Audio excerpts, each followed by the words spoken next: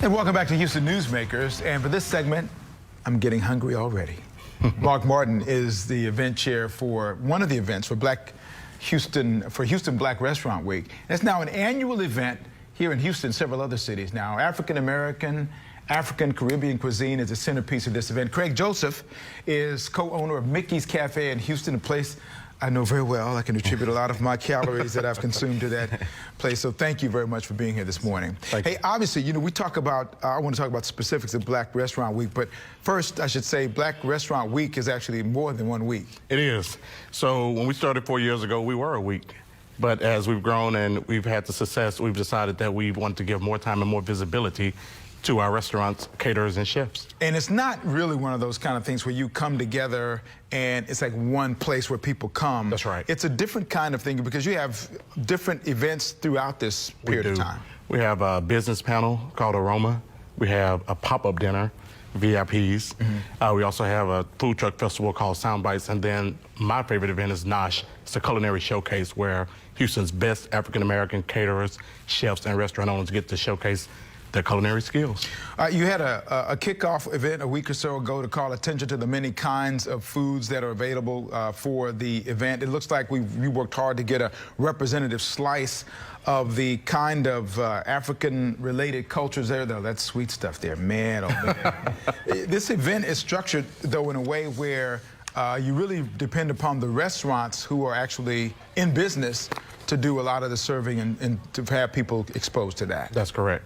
We really want the city of Houston to see who's in the city, who's offering soul food like Mikki's, who's offering cakes, who's offering seafood, who has a food truck now. We want to expose the city of Houston to everything that's out there for us. And Craig, for those who don't know the history of Mikki's, talk about the history of your restaurant, how it started, and some of the challenges you've had recently, and now you're on the backside of those challenges. Yes, sir. Khambrel, thank you for having me again.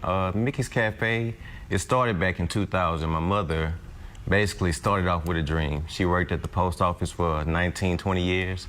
And so she got tired of living the 8-to-5 type of life. She wanted to be her own boss. So she took a leap of faith and she started catering for several businesses, and it grew into something that we didn't see coming, but it's been a blessing, and she's basically living the dream. And recently, to be honest, it's been hard for us. Me and my sister, we're co-owners now, and my mother passed away this year in January, and it was really hard because it was not something we seen coming. And you know, previous to the year before, we had a fire that burned down the kitchen, and so we were closed for 6 months. Right. So after that, it was just one after another. So we basically had to really climb a tall wall, right, to get over that stepping stone. And now, I mean, it's a blessing because since that's happened, we've seen an influx in business. We've seen the blessings pour in. Me and my sister were just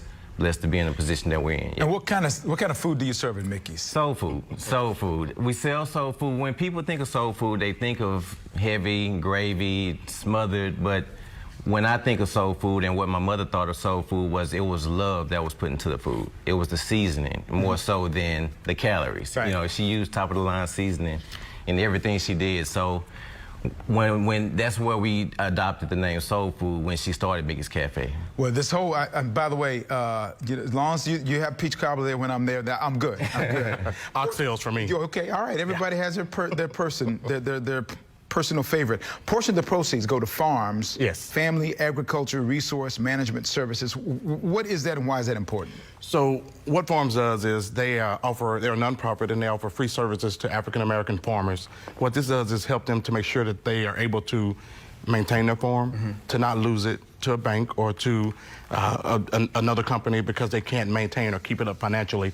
The other part is that Farms supports the ability for them to continue to grow produce, fruits and vegetables on their land to be able to sell, to keep a constant stream of wealth for their families. And the whole process work when you go to one of the restaurants, there are how many restaurants involved? So, you know what, this year we have 30 restaurants. That's the most restaurants we've had in 4 years, which means that the event is growing. You know, we started out at the Ensemble Theater, which is a great venue, but this year we're at the George R. Brown. And the people go and they buy a meal and then a portion of the proceeds goes to the, how does that work? So with the restaurants, that's correct. They'll go to a restaurant, they'll offer a lunch menu or a dinner menu, and a portion of the proceeds will go to farms to benefit our nonprofit beneficiary. Well, there's a lot going on here. Remember, this is the Black Restaurant Week is actually 2 weeks. We have 30 restaurants now taking part. There'll be plenty of food. Talk about the Art of Flavor. What is that? So the Art of Flavor is our pop-up dinner. Okay. We'll All right. feature a surprise chef. Right. He'll prepare several courses, and people will get to enjoy some great cuisine. You got the power of the palate. I know there's some drinks being served. There are some drinks. Too. Yeah. Sound bites as well. That's right. So different things going on. Go to that website that's there. It's HOUBRW, standing for BlackRestaurantWeek.com. Get That's that correct. information. So thank you both for coming in. Good luck. Continued good luck for you. I'll be down to be a part of this process. Thank you. I'll be sampling as many of the 30 restaurants as I can over the 2 weeks period of time. Thank you again. Appreciate you. Hey, final thoughts and a look ahead to next week's show for Easter when we come right back.